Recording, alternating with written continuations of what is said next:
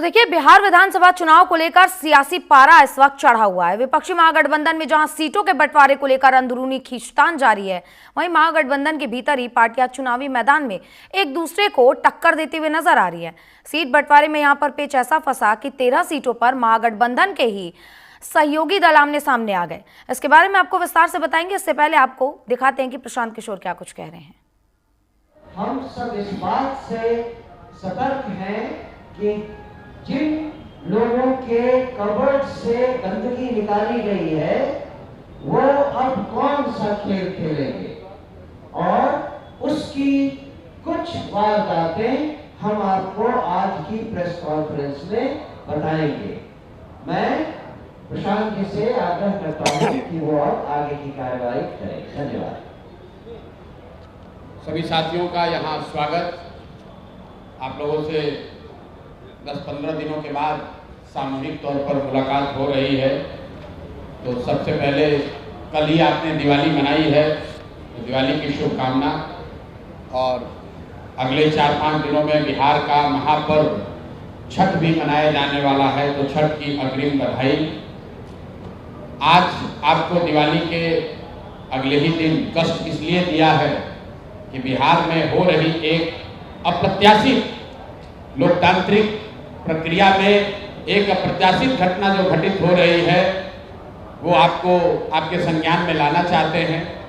अभी तक पिछले कुछ वर्षों में हम लोगों ने इस देश में देखा है कि जो लोग नए दल, छोटे दल या कई जगहों पर तो बड़े दल भी जब चुनाव जीत कर आते हैं तो उनके विधायकों की खरीद फरोख्त होती है।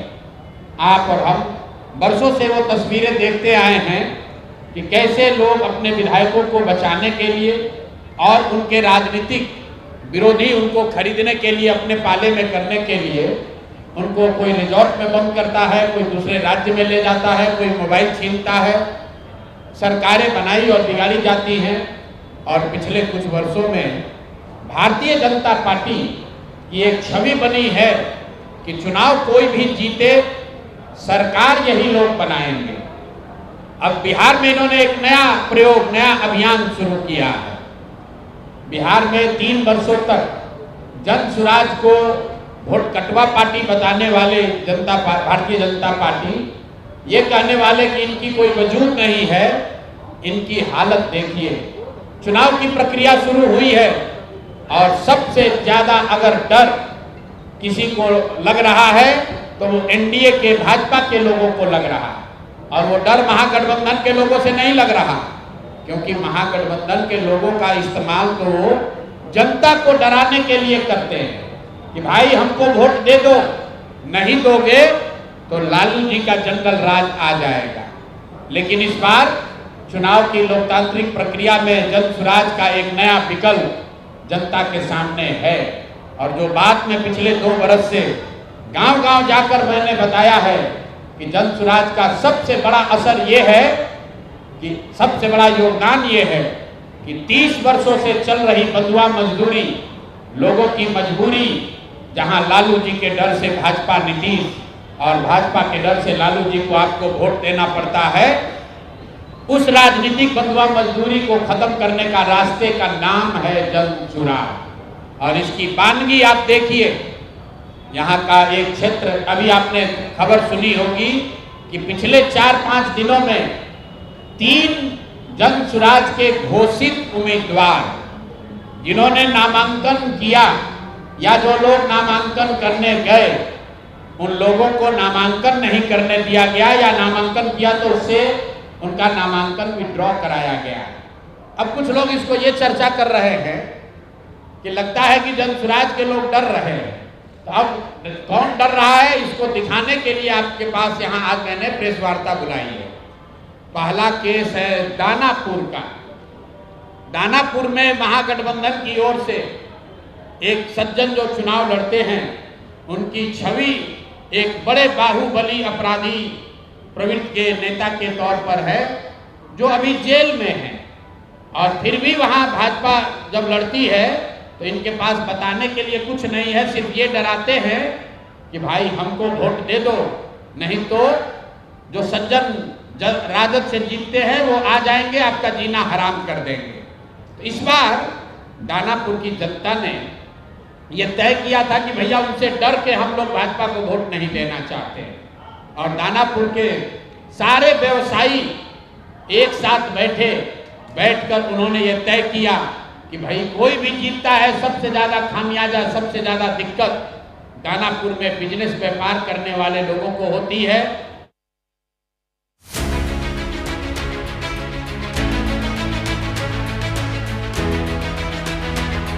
बिहार में हो रहे विधानसभा चुनाव के दौरान इंडिया गठबंधन में कुछ भी ठीक नहीं चल रहा। आलम यह है कि जिस महागठबंधन ने कभी एकजुट होकर एनडीए के खिलाफ चुनाव लड़ने का वादा किया था, आज वही सीट बंटवारे की गणित में ऐसे उलझे हैं कि राजनीतिक गलियारे में अब उनका मजाक बनना शुरू हो गया है। बिहार विधानसभा चुनाव से पहले विपक्षी इंडिया गठबंधन में सीट बंटवारे को लेकर चल रही रस्साकसी अब खुलकर सतह पर आ गई है। आरजेडी के 143 प्रत्याशियों के नाम की सूची जारी होते ही गठबंधन के भीतर की दरार साफ दिखने लगी है। महागठबंधन के कुल 251 उम्मीदवार मैदान में हैं, जबकि बिहार विधानसभा में सीटें ही कुल 243 हैं। ऐसे में आरजेडी ने 143 उम्मीदवार मैदान में उतारे हैं। कांग्रेस ने 61, सीपीआईएमएल ने 20, सीपीआई ने 9, सीपीएम ने 4, तो वहीं वीआईपी ने 15 प्रत्याशियों को टिकट दिया है। बिहार विधानसभा चुनाव के लिए महागठबंधन ने अपने उम्मीदवारों के नामों की घोषणा कर दी है, लेकिन महागठबंधन के सहयोगी दलों के बीच सहमति नहीं बन पाई। महागठबंधन में अब सीट शेयरिंग को लेकर समझौता नहीं हुआ है। महागठबंधन के अंदर अब हालात तो ऐसे हैं कि विरोधियों से पहले अपने ही साथी अब एक दूसरे से जंग लड़ने के लिए एकजुट हो गए हैं। महागठबंधन में तालमेल नहीं बल्कि तनाव साफ दिख रहा है। बिहार विधानसभा चुनाव 2025 के लिए प्रमुख दो दलों के बीच कांटे की टक्कर दिखाई दे रही है। एनडीए और महागठबंधन। एनडीए के सभी घटक दलों ने अपने प्रत्याशियों के नाम की सूची जारी करके नामांकन भी खत्म कर लिया, मगर महागठबंधन की सीटों पर सब कुछ सही नहीं लग रहा। यहाँ कांग्रेस और आरजेडी दोनों में कई सीटों पर उम्मीदवार आमने सामने हैं। 13 सीटों की फ्रेंडली फाइट महागठबंधन को खोखला कर सकती है। तो आइए जानते हैं कि आखिर वो कौन सी 13 सीटें हैं जिस पर आमने सामने कांग्रेस और आरजेडी के प्रत्याशी हैं। Kargahar seat, Mahendra Gupta CPI versus Santosh Mishra Congress. Sugauli, Shashibhushan Singh RJD versus Manoj Sahani VIP. Bihar Sharif, Shiv Prakash Yadav CPI versus Omer Khan Congress. Rajapakar, Mohit Paswan CPI versus Pratima Das Congress. Pachhwara, Awadhesh Rai CPI versus Garib Das Congress. Gauribaura, Afzal Ali RJD versus Santosh Sahani VIP. Lalganj, Shivani Shukla RJD versus Aditya Raj Congress. Kahalgaon, Rajneesh Yadav RJD versus Praveen Kushwaha Congress. Sikandra, Uday Narayan Chaudhary RJD versus Vinod Chaudhary Congress. Warisaliganj, Anita Devi RJD versus Mantan Singh Congress. Vaishali, Ajay Kushwaha RJD versus Sanjeev Kumar Congress. Chainpur, VIP के प्रदेश अध्यक्ष बाल गोविंद बिंद वर्सेस आरजेडी से ब्रिज किशोर बिंद। झंझारपुर, सीपीआई से Ram Narayan Yadav versus VIP उम्मीदवार। वहीं सरगर्मियों के बीच एक चौंकाने वाला राजनीतिक मोड़ भी आ गया है। अब जेएमएम बिहार विधानसभा चुनाव में नहीं लड़ेगी। झारखंड की सत्ताधारी पार्टी झारखंड मुक्ति मोर्चा यानी कि जेएमएम ने घोषणा की है कि वो पड़ोसी राज्य बिहार में होने वाले विधानसभा चुनाव में हिस्सा नहीं लेगी। जेएमएम के आरोपों का केंद्र बिंदु महागठबंधन में सीट बंटवारे की असफलता है।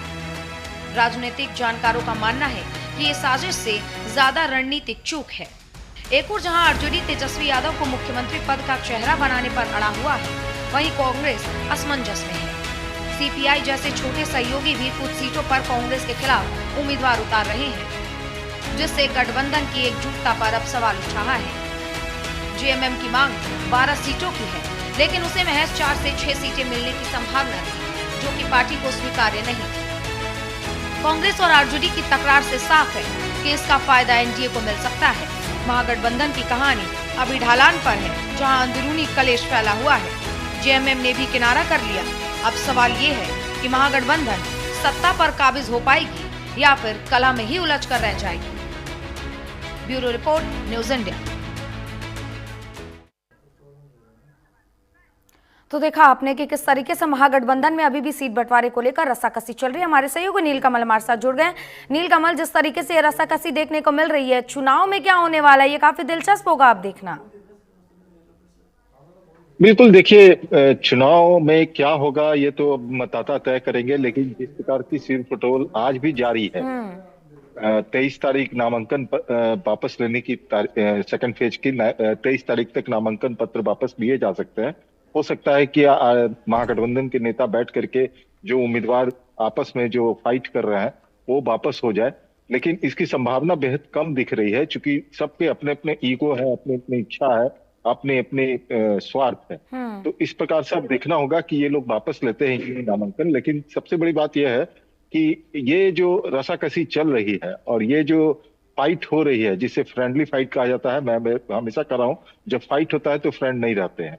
तो ऐसे में ये संदेश तो जनता के बीच में जा ही रहा है। अब लेकिन तेजस्वी यादव को बहुत ज्यादा फर्क नहीं पड़ेगा, इसलिए कि इसका एमवाई समीकरण जो है वो इंटैक्ट दिखाई दे रहा है, यानी मुस्लिम और यादव। तो वो माई समीकरण जो है वो इंटैक्ट है इनका।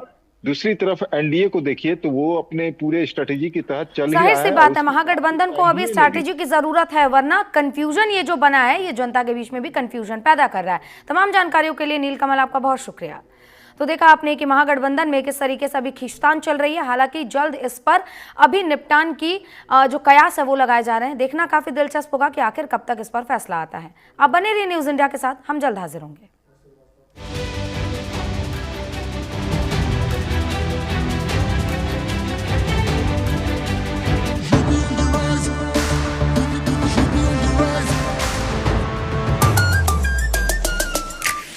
On the rise, सुन ले आसमां, डबल इंजन का ये मिशन है महान। 2047 तक हम न रुकेंगे, 6 ट्रिलियन का ड्रीम पूरा करेंगे। मथुरा की गलियों में गूंजे है राधा, अयोध्या में दूर हुई मंदिर की बाधा, काशी प्रयागराज की गोल्डन चमक, यूपी सरकार की गूंजे धमक। सड़कों पर फर्राटा फिक्रलेस बिल्कुल बिंदास, एक्सप्रेस वे पर साएं पूरा विश्वास। विकसित यूपी की बढ़ गई प्यास, 2047 का ये विजन बहुत खास। माफिया का दी एंड, फियर गॉन, योगी राज में लॉ एंड ऑर्डर हुआ स्ट्रॉन्ग। बेखौफ घूमे जनता, गुंडों पर मार, नया यूपी तोड़ रहा पुरानी दीवार। यूपी ऑन द राइज, सुन ले आसमां, डबल इंजन का ये मिशन है महान। 2047 तक हम न रुकेंगे, 6 ट्रिलियन का ड्रीम पूरा करेंगे। अमेरिकी राष्ट्रपति डोनाल्ड ट्रंप ने यूक्रेन के राष्ट्रपति वोलोदिमीर ज़ेलेंस्की से रूस की शर्तें मानने के लिए कहा। उन्होंने कहा कि अगर यूक्रेन ने ऐसा नहीं किया तो पुतिन उसे तबाह कर देंगे।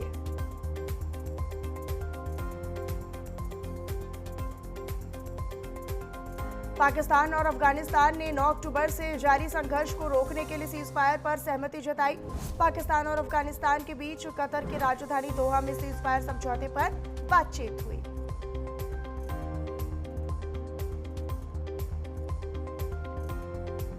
जेनजी आंदोलन में सत्ता गंवाने वाले नेपाल के पूर्व प्रधानमंत्री केपी शर्मा ओली के ऊपर गिरफ्तारी का डर सता रहा है। केपी शर्मा ओली ने कार्यवाहक सरकार पर बिना पर्याप्त आधार के उन्हें गिरफ्तार करने का प्रयास करने का आरोप लगाया।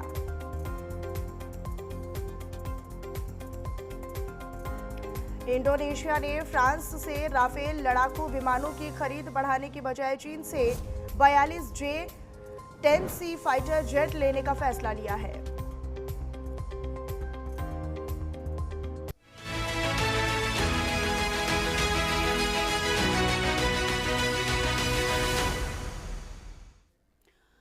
आप देख रहे हैं न्यूज इंडिया, आपके साथ मैं रचना बंसल। बिहार विधानसभा चुनाव को लेकर सियासी पारा चढ़ चुका है। विपक्षी महागठबंधन में जहां पर सीटों के बंटवारे को लेकर अंदरूनी खींचतान जारी है, महागठबंधन के भीतर ही पार्टियां चुनावी मैदान में एक दूसरे के खिलाफ ताल ठोक रही हैं। सीट बंटवारे का यहां ऐसा पेच फंसा है कि 13 सीटों पर महागठबंधन के सहयोगी दल आमने सामने हैं। 6 सीटों पर आरजेडी कांग्रेस 3 सीटों पर सीपीआई कांग्रेस और 2 सीटों पर आरजेडी वीआईपी कैंडिडेट्स आमने सामने हैं। सीट शेयरिंग को लेकर नेताओं में बातचीत भी बंद है। इंडिया अलायंस यानी कि महागठबंधन और एनडीए अपने अपने अंतर विरोधों में उलझे हुए हैं। जहां महागठबंधन में सीट बंटवारे और उम्मीदवार के चयन पर पेच फंसा है, वहीं एनडीए में मुख्यमंत्री बनने को लेकर सस्पेंस बना हुआ है। तो अभी का ताजा अपडेट क्या है? एनडीए या फिर इंडिया अलायंस, कहां का पलड़ा भारी दिख रहा है, ये अपने साथ जुड़ने वाले सहयोगियों से जानेंगे, लेकिन पहले रिपोर्ट देखिए।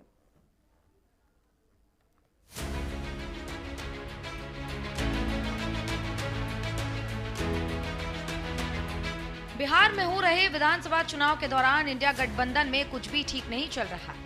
आलम यह है कि जिस महागठबंधन ने कभी एकजुट होकर एनडीए के खिलाफ चुनाव लड़ने का वादा किया था, आज वही सीट बंटवारे की गणित में ऐसे उलझे हैं कि राजनीतिक गलियारे में अब उनका मजाक बनना शुरू हो गया है। बिहार विधानसभा चुनाव से पहले विपक्षी इंडिया गठबंधन में सीट बंटवारे को लेकर चल रही रस्साकसी अब खुलकर सतह पर आ गई है। आरजेडी के 143 प्रत्याशियों के नाम की सूची जारी होते ही गठबंधन के भीतर की दरार साफ दिखने लगी है। महागठबंधन के कुल 251 उम्मीदवार मैदान में हैं, जबकि बिहार विधानसभा में सीटें ही कुल 243 हैं। ऐसे में आरजेडी ने 143 उम्मीदवार मैदान में उतारे हैं। कांग्रेस ने 61, सीपीआईएमएल ने 20, सीपीआई ने 9, सीपीएम ने 4, तो वहीं वीआईपी ने 15 प्रत्याशियों को टिकट दिया है। बिहार विधानसभा चुनाव के लिए महागठबंधन ने अपने उम्मीदवारों के नामों की घोषणा कर दी है, लेकिन महागठबंधन के सहयोगी दलों के बीच सहमति नहीं बन पाई। महागठबंधन में अब सीट शेयरिंग को लेकर समझौता नहीं हुआ है। महागठबंधन के अंदर अब हालात तो ऐसे हैं कि विरोधियों से पहले अपने ही साथी अब एक दूसरे से जंग लड़ने के लिए एकजुट हो गए हैं। महागठबंधन में तालमेल नहीं बल्कि तनाव साफ दिख रहा है। बिहार विधानसभा चुनाव 2025 के लिए प्रमुख 2 दलों के बीच कांटे की टक्कर दिखाई दे रही है। एनडीए और महागठबंधन। एनडीए के सभी घटक दलों ने अपने प्रत्याशियों के नाम की सूची जारी करके नामांकन भी खत्म कर लिया, मगर महागठबंधन की सीटों पर सब कुछ सही नहीं लग रहा। यहाँ कांग्रेस और आरजेडी दोनों में कई सीटों पर उम्मीदवार आमने सामने हैं। 13 सीटों की फ्रेंडली फाइट महागठबंधन को खोखला कर सकती है।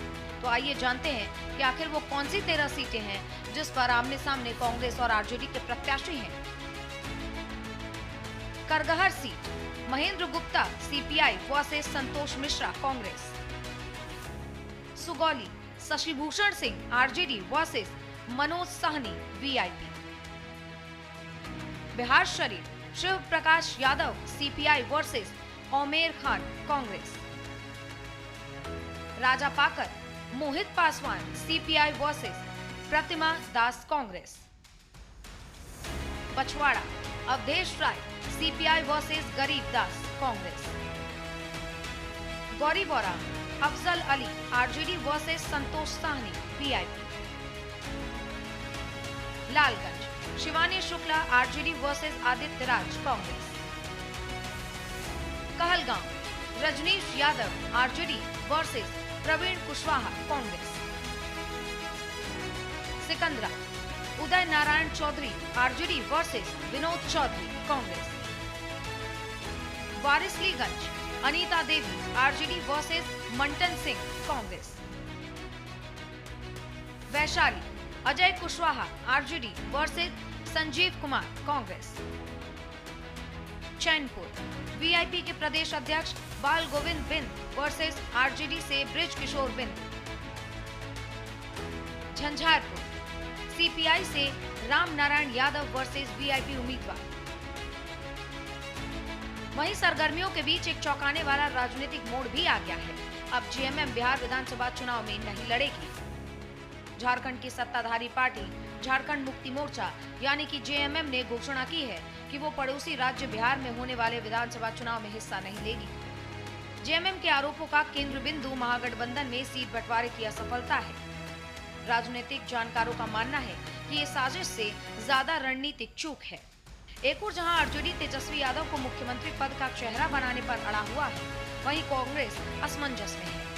सीपीआई जैसे छोटे सहयोगी भी कुछ सीटों पर कांग्रेस के खिलाफ उम्मीदवार उतार रहे हैं, जिससे गठबंधन की एकजुटता पर अब सवाल उठ रहा है। जेएमएम की मांग 12 सीटों की है, लेकिन उसे महज 4 से 6 सीटें मिलने की संभावना थी, जो कि पार्टी को स्वीकार्य नहीं थी। कांग्रेस और आरजेडी की तकरार से साफ है कि इसका फायदा एनडीए को मिल सकता है। महागठबंधन की कहानी अभी ढलान पर है, जहां अंदरूनी कलेश फैला हुआ है। जेएमएम ने भी किनारा कर लिया। अब सवाल ये है कि महागठबंधन सत्ता पर काबिज हो पाएगी या फिर कलह में ही उलझ कर रह जाएगी। Bureau report, news India.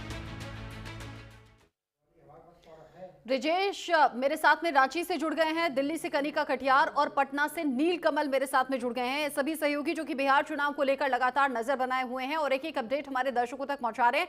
थोड़ी ही देर पहले जेएमएम से जुड़ा बड़ा अपडेट चूंकि ब्रिजेश राय ने हमारे दर्शकों तक पहुंचाया है, तो सबसे पहले ब्रिजेश आप ही का रुख करते हुए, जेएमएम नाराज हो गई है। महागठबंधन के लिए चुनाव से ठीक पहले ये बड़ा झटका माना जा रहा है। इसका बिहार चुनाव पर क्या असर देख रहे हैं आप? महागठबंधन अब इस डैमेज को कंट्रोल कैसे करेगा, वो भी तब जब ऑलरेडी जो बाकी पार्टियां हैं वो आपस में एक दूसरे के खिलाफ प्रत्याशी उतार रही हैं। रचना, साफ तौर पर यह देखा जा रहा है कि जैसा कि हमने रिपोर्ट में भी दिखाया कि किस तरीके से महागठबंधन अपने अंदर खाने की पेच में ही फंसा हुआ नजर आ रहा है। और झारखंड मुक्ति मोर्चा की जहां तक बात है, मैं बताना चाहूंगा कि यहाँ के मंत्री सुदीव्य सोनू ने साफ तौर पर ऐसी भाषा का प्रयोग किया है, बहुत आहत होके, कि हमारे साथ आरजेडी और कांग्रेस ने धोखाधड़ी की है, राजनीतिक छल किया है और हम बेहद आहत हैं। सबसे बड़ी बात है कि महागठबंधन में जिस तरीके से सीटों के बंटवारे को लेकर आपसी खींचतान है, और रिपोर्ट में भी हमने दिखाया कि एक ही सीट पर महागठबंधन के दो दल फाइट कर रहे हैं। ये भले ही वो कह रहे हैं कि ये दोस्ताना संघर्ष होगा, लेकिन राजनीति में दोस्ताना कुछ नहीं होता है, जो जीता वही सिकंदर कहलाता है। झारखंड मुक्ति मोर्चा बिहार में जिन सीटों पे लड़ना चाह रही थी, शुरुआती दौर में इन लोगों ने तेजस्वी के सामने अपने 28 सीटों की बात की थी और उसके बाद में ये जरूर कहा था कि 12 सीटों पर हम बहुत प्रभावशाली होंगे और कहीं ना कहीं से महागठबंधन के उम्मीदवारों को फायदा मिलेगा, महागठबंधन को फायदा मिलेगा। लेकिन दूसरी तरफ अंतिम समय तक, यानी 7 अक्टूबर को सुदीव्य कुमार सोनू जो झारखंड के मंत्री हैं और उनके साथ केंद्रीय महासचिव जेएमएम के विनोद पांडे ने तेजस्वी यादव से लगभग 1 घंटे की मुलाकात की थी और तेजस्वी इनकी बात को बहुत सौहार्दपूर्ण वातावरण में हुई बता रहे थे। जेएमएम के नेता भी बहुत खुश थे, लेकिन 7 अक्टूबर से लेके 20 अक्टूबर तक लगभग 13-14 दिन के बीच में न तो तेजस्वी यादव ने हेमंत सोरेन मुख्यमंत्री झारखंड मुक्ति मोर्चा के केंद्रीय अध्यक्ष से बात की, न सीटों को लेकर कोई गणित साफ हो पाया। और अब मैं आपको बताना चाहूंगा कि इसका दुष्परिणाम यह देखने को मिल सकता है झारखंड की सियासत में कि यहाँ कांग्रेस और आरजेडी सत्ता में शामिल है जेएमएम के सहयोग से और जेएमएम के आशीर्वाद से। 2 टूक में कह दिया है जेएमएम ने, झारखंड मुक्ति मोर्चा ने, कि हम अपने संबंधों की, महागठबंधन की झारखंड में समीक्षा करेंगे। मैं आपको यह भी बताऊंगा कि 2020 में भी जो चुनाव हुआ था उसमें भी 3 सीटों पर सहमति बन गई थी तेजस्वी यादव के साथ, लेकिन बाद में तेजस्वी, कांग्रेस और जेडीयू ने एक ये तीनों सीटें जो झारखंड मुक्ति मोर्चा के खाते में जाना था उसको आपस में बांट लिया था। यानी 2020 में भी धोखा मिला और दूसरी बात 2025 में भी अंतिम समय तक इन लोगों ने धोखा दिया। तो अब बिहार चुनाव में झारखंड मुक्ति मोर्चा ने साफ कर दिया है कि वो चुनाव से किनारा कर रही है इनकी धोखाधड़ी के चलते, और उन्होंने आरजेडी को और उसके साथ कांग्रेस को भी निशाने पर रखा है। और सबसे बड़ी बात है कि उन लोगों ने ये ऐलान भी किया है कि हम अपने मतदाताओं से, जो झारखंड मुक्ति मोर्चा के आदिवासी और कुर्मी वोटर्स को जो एक सम्मान दिया जाता है झारखंड मुक्ति मोर्चा की तरफ से, कुल मिलाकर उनसे हम अपील करना झारखंड मुक्ति चाहेंगे। मोर्चा ने किनारा कर लिया है और आहत होने के बाद किनारा करना ये इक्वेशन को बिगाड़ सकता है। जैसे ब्रिजेश बता रहे हैं, बिहार में तो चुनाव लड़ने से मना कर ही दिया, लेकिन उधर अब झारखंड की राजनीति में इसका इम्पैक्ट दिखाई दे सकता है। नीलकमल मेरे साथ में पटना से जुड़े हुए हैं। नीलकमल, न तो एनडीए न तो इंडिया अलायंस बार बार दावा जरूर कर रहे हैं कि एकजुट हैं, सब साथ मिलकर चुनाव लड़ेंगे, लेकिन ये साथ एक्चुअल में दिखाई नहीं दे रहा। अब जेएमएम वैसे ही अलग हो गई है और बाकी बची हुई पार्टी हैं वो एक दूसरे के खिलाफ ही प्रत्याशी उतार रही हैं। अब सवाल ये है कि आप एनडीए से लड़ेंगे या आपस में एक दूसरे से लड़ेंगे? बिल्कुल, देखिए, अगर जेएमएम की बात की जाए तो बिहार के सत्ता के गलियारे में एक और बात गूंज रही है।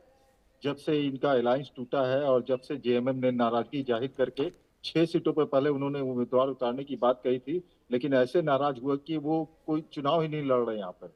तो ये अब सत्ता के गलियारे में और जो पॉलिटिकल पंडित है वो सब जो है, ये यहाँ पर अब चर्चा होने लगी है कि क्या बिहार चुनाव के बाद अगर बिहार में एनडीए की सरकार बन जाती है तो क्या झारखंड में भी सत्ता परिवर्तन हो जाएगा। जैसे आरजेडी और कांग्रेस जो सत्ता में शामिल है, तो क्या हेमंत सोरेन बीजेपी के साथ मिलकर के नई सरकार एनडीए का सरकार गठन कर सकते हैं। इस पर भी अब चर्चा चलने लगी है बिहार के सत्ता के गलियारे में, क्योंकि हो सकता है ऐसी संभावना बन रही है। यहाँ पर जो जिन लोगों से बात हो रही थी, कुछ नेताओं से भी मेरी बात हुई, इस पर भी चर्चा अंदर खाने चल रही है। हो सकता है कि बिहार में जब एनडीए की सरकार फिर से स्थापित हो, उसके बाद झारखंड में भी आपको देखिएगा कुछ चेंजिंग नजर आएगा। तो ये इसकी भी प्रबल संभावना यहाँ बन गई है। दूसरी बात, महागठबंधन के अंदर की बात करें तो अभी भी अंदर में जो आपसी कलह है वो सामने में दिखाई दे रही है। लोग एक दूसरे से बात नहीं कर रहे हैं। राहुल गांधी ने स्पष्ट तौर पे कह दिया था कि जो आरजेडी है अगर वो दबाने की कोशिश करे तो बिहार के नेताओं को, खासकर जो प्रभारी हैं और प्रदेश के अध्यक्ष हैं, उनको एकदम दबाव में नहीं आना है। अपने हिसाब से आप तय करें कि कहाँ पे फायदा हो सकता है, उसी लिहाज से आगे बढ़ना है। यानी इन दोनों के बीच में खटास इतनी हो गई है कि अब कुछ चारा ही नहीं बचा है। जो दर्रा था पहले, अब वो दरार खाई बहुत चौड़ी हो गई है। तो अब ऐसी स्थिति में महागठबंधन तो चुनाव लड़ रही है, महागठबंधन का नाम है, लेकिन बिखरे बिखरे नजर आ रहे हैं। वहीं अगर बात की जाए एनडीए की, तो एनडीए स्पष्ट तौर पर इंटैक्ट नजर आ रहा है। चिराग पासवान को लेकर के हालांकि चर्चा बहुत हुई थी कि वो अलग भी हो सकते हैं, लेकिन अब जो स्थिति बनी है, आज देखिए नीतीश कुमार मुजफ्फरपुर जा रहे हैं चुनाव प्रचार में, और वो एनडीए के जो उम्मीदवार है उसके पक्ष में चुनाव प्रचार करेंगे। यानी एनडीए पूरी तरह से, जेडीयू के मुख्यमंत्री हैं और ये एनडीए के उम्मीदवार के रूप में, तो एनडीए पूरी तरह से इंटैक्ट नजर आ रहा है। वहीं महागठबंधन में बिखराव नजर आ रहा है। तो इसका इम्पैक्ट तो जाहिर तौर पर चुनाव पे पड़ेगा ही, मतदाताओं के मन पे भी इसका असर पड़ रहा होगा।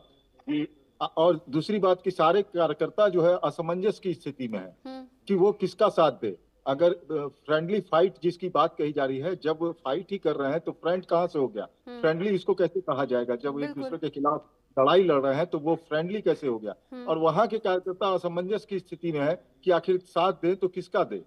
यहाँ महागठबंधन कहते हैं, वहाँ दोनों दल, घटक दल आपस में लड़ रहे हैं। हाँ। तो ये पूरे कंफ्यूजन की स्थिति पूरे बिहार में जो ये कंफ्यूजन बना हुआ है, और ये कंफ्यूजन अगर टाइम के साथ में दूर नहीं किया गया तो इसका नुकसान महागठबंधन को हो सकता है। कनिका, 13 सीटों पर प्रत्याशी आमने सामने महागठबंधन में उतर गए, लेकिन 6 सीट ऐसी हैं जहां आरजेडी और कांग्रेस के कैंडिडेट एक दूसरे के खिलाफ अब चुनावी मैदान में ताल ठोकते हुए नजर आएंगे। जरा आप सोचकर देखें कि महागठबंधन की दो बड़ी पार्टियां, दो बड़े चेहरे जो मंच पर और रैलियों में बड़ा एकजुट होते हुए नजर आए, लेकिन एक्चुअल में हकीकत तो कुछ और दिख रही है। कैसे लड़ा जाएगा चुनाव?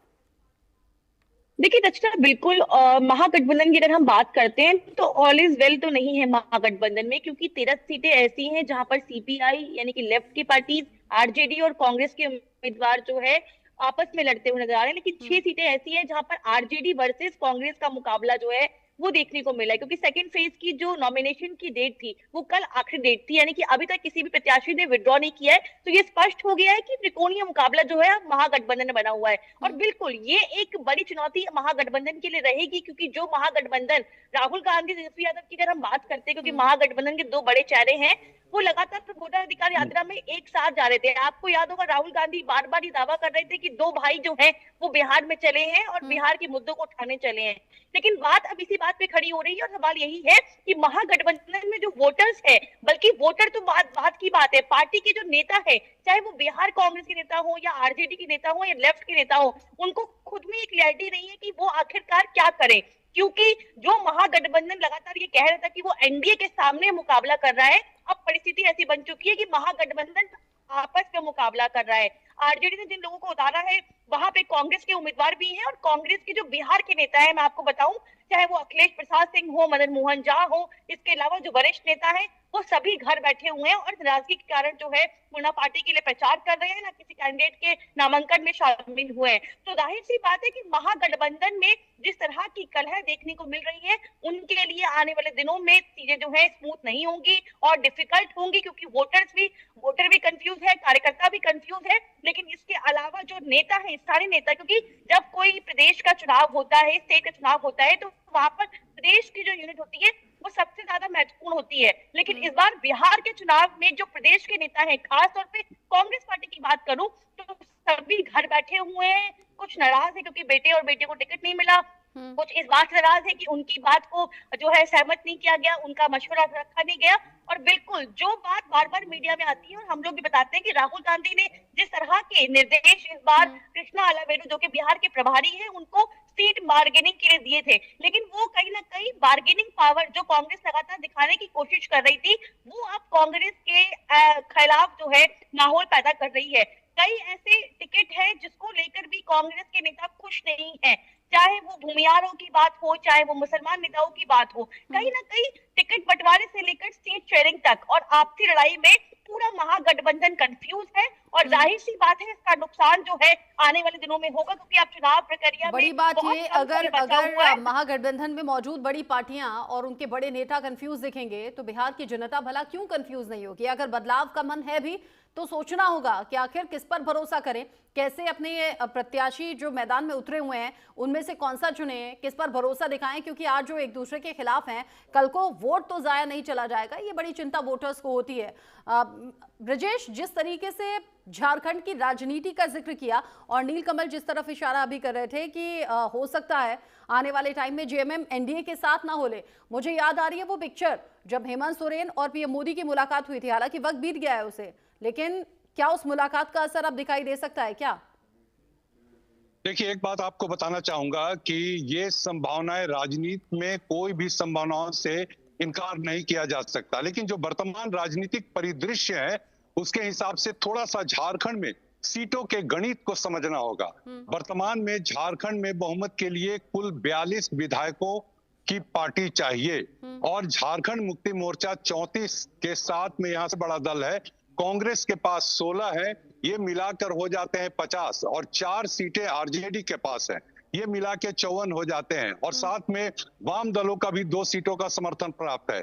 अब रह गई बात, आपने जो सवाल किया कि क्या एनडीए के साथ फिर से, तो कोई भी संभावना से इनकार नहीं किया जा सकता। झारखंड में 5 साल के लिए अर्जुन मुंडा के मुख्यमंत्रित्व काल में जेएमएम और बीजेपी की सरकार चल चुकी है, जो 2.5 साल में भले ही गिर गई थी, जहां डिप्टी सीएम हेमंत सोरेन हुआ करते थे, लेकिन अभी वर्तमान परिस्थिति यह है कि आरजेडी के रवैये को लेकर, तेजस्वी यादव के रवैये को लेकर के झारखंड मुक्ति मोर्चा बहुत आहत है और खुद हेमंत सोरेन अब बहुत ही ज्यादा नाराज हैं, निराश दिखाई पड़ रहे हैं और उन्होंने साफ तौर पर तेजस्वी यादव से बात करने से भी मना कर दिया है। तो इन परिस्थितियों में फिलहाल बीजेपी के साथ गठबंधन और गठजोड़ हो, इसकी संभावनाएं थोड़ी कम दिखाई पड़ती हैं। सरकार हेमंत सोरेन की चलती रहेगी। यह अलग मसला है कि आने वाले चुनाव में जो बंगाल का चुनाव हो रहा है उसमें वो कांग्रेस के साथ मिलकर बंगाल में भी अपना भाग्य आजमाएंगे और झारखंड से सटे हुए बॉर्डर के इलाके में झारखंड मुक्ति मोर्चा कांग्रेस को अपने गुड फेथ में लेकर कई सीटों पर चुनाव लड़ सकती है। लेकिन बिहार से जो भी निराशा मिली, जो धोखा मिला, जो राजनीतिक षड्यंत्र कहा गया जेएमएम की तरफ से, ये वाकई में बताता है कि राजनीति में बिहार में महागठबंधन के साथ सब कुछ ठीक ठाक नहीं चल रहा है। जी रचना, अब ठीक ठाक तो नहीं चल रहा है, उसका असर भी दिख गया। जेएमएम ने सीधे तौर पर किनारा कर लिया बिहार चुनाव से। लेकिन ये जो चीजें हैं ना, अगर निकलकर सामने आ रही हैं, आप और हम बात कर रहे हैं, हमारे व्यूअर्स तक ये खबर पहुंच रही है, तो पटना और बिहार के जो बाकी हिस्से हैं वहां भी तो बात हो रही होगी ना नीलकमल। लोगों में असंतोष तो इस बात को लेकर होगा ना, जो एनडीए के पक्ष में है वो है, लेकिन जो महागठबंधन पर अपना भरोसा दिखाना चाहते थे उनका भरोसा तो डगमगा रहा होगा ना।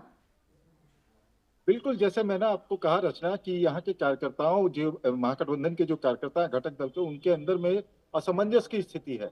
कई जगह पे आपस में ही लड़ाई कर रहे हैं, कई जगह पे बोलते हैं महागठबंधन के लिए आप काम कीजिए, तो वो असमंजस की स्थिति है। और दूसरी बात है कि जो सीटें, जो उम्मीदवारों को जो सीटें मिलनी चाहिए थी वो महागठबंधन में उस ढंग से नहीं बंटवारा हुआ और जो उम्मीदवार चाह रहे थे टिकट, उनको टिकट नहीं मिला, उसके वजह से भी उसके कार्यकर्ता जो है काफी नाराज है।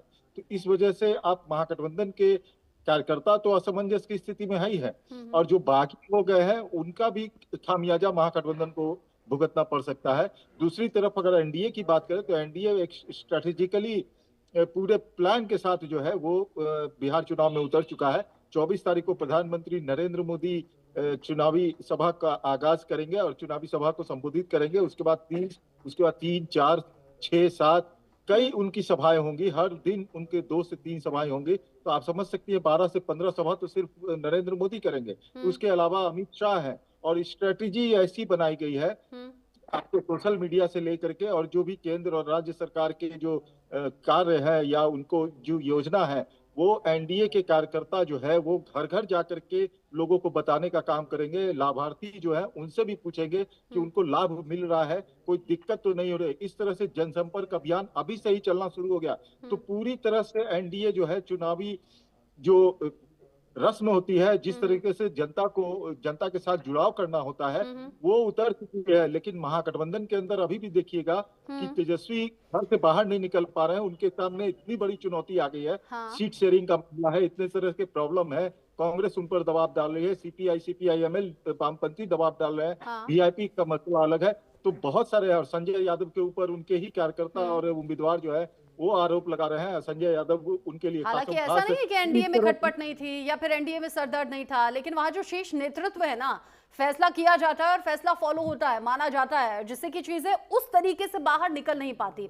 अब सवाल ये कनिका कि इस सिचुएशन में महागठबंधन विरोधियों से लड़ेगा या सहयोगियों से ही लड़ेगा? ये फ्रेंडली फाइट का तो कोई लॉजिक ही नहीं है ना। मतलब तेजस्वी के लिए अब वो दिन आ गया कि वो प्रचार के लिए निकल नहीं पा रहे। रचना, दर्शकों को एक चीज तो क्लियर कर देते हैं, क्योंकि लास्ट जो सेकंड फेज की नॉमिनेशन का डेट था वो 20 तारीख थी, यानी कि वो कल डेट निकल चुकी है। अगर हम अब सीटों की बात देखें तो कांग्रेस ने अब तक 61 सीटों पे अपने उम्मीदवारों के नामों का ऐलान किया है। आरजेडी ने 140 पे किया। Rest of the seat VIP और लेफ्ट पार्टीज में है, यानी कि ऑफिशियली सीट शेयरिंग का अनाउंसमेंट तो नहीं हुआ। लेकिन जो ये आंकड़ा, जो लिस्ट जारी हुई है, इसमें ये स्पष्ट हो गया है कि कौन कितनी सीटों पर चुनाव लड़ रहा है। लेकिन बिल्कुल सवाल इसी बात का है कि जो महागठबंधन लगातार ये कह रहा था कि वो एनडीए के सामने एक बड़ी गठबंधन के तौर पर अपने आप को प्रोजेक्ट करा था, क्योंकि राहुल गांधी, तेजस्वी यादव ने 15 दिन वोटर अधिकार यात्रा करी, लगातार जो है वोटर चोरी का मुद्दा उठाया। वो जो एकजुटता दिख रही थी वो एकजुटता है नहीं, और जाहिर सी बात है इसका नुकसान जो है वो कांग्रेस को भी झेलना पड़ेगा, आरजेडी को भी झेलना पड़ेगा और लेफ्ट पार्टीज को भी झेलना पड़ेगा। क्योंकि अगर हम पिछली बार की बात करते हैं 2020 में CPI-ML का सबसे अच्छा परफॉर्मेंस था, उनका 60% स्ट्राइक रेट था। तो जिन सीटों पे CPI ने भी अपने उम्मीदवारों को उतारा है वहां पर भी कहीं ना कहीं एक टफ चैलेंज जो है वो कांग्रेस और आरजेडी के लिए बनता हुआ नजर आएगा। लेकिन सबसे बड़ी बात, अगर हम एनडीए की बात करते हैं तो गृह मंत्री अमित शाह लगातार 3 दिन पटना में रहते हैं, बैठकें करते हैं, चाहे चिराग पासवान की बात हो या मांझी की बात हो। लेकिन कहीं ना कहीं जो लीडरशिप है उसने ये अपने आप को प्रोजेक्ट किया कि एनडीए में सब कुछ ठीक है, और अब वो कलेक्टिव होकर प्रचार कर रहे हैं और चुनाव लड़ने की कोशिश कर रहे हैं। लेकिन इंडिया गठबंधन में अभी तक, बल्कि आप सोचिए कि तेजस्वी यादव और राहुल गांधी की मुलाकात तक नहीं हुई। हालांकि ये भी खबर आई कि फोन पे बात हुई, लेकिन ऐसा कुछ भी नहीं हुआ। राहुल गांधी की ओर से कहा गया कि आप लोग स्टेट के जो नेता हैं वो बार्गेनिंग कीजिए। लेकिन अब देखना ये होगा कि जब चुनाव प्रचार, मुझे याद है कनिका, अभी बीते कल में किस तरीके से अखिलेश प्रसाद सिंह उपेंद्र कुशवाहा का वेलकम महागठबंधन में कर रहे थे। मतलब उधर थोड़ा खटपट की आवाज आई नहीं कि इधर मौज लेने की तैयारी हो गई, और अब आज खुद महागठबंधन का ये हाल है कि संभाले संभल नहीं रहा। बहुत शुक्रिया अभी के लिए कनिका, नीलकमल, ब्रजेश राय, ये पूरी जानकारी हमारे दर्शकों तक पहुंचाने के लिए। बिहार चुनाव से जुड़ा एक एक अपडेट आगे भी दर्शकों तक पहुंचाएंगे। छोटा सा ब्रेक यहां पर ले रहे हैं, लौटेंगे।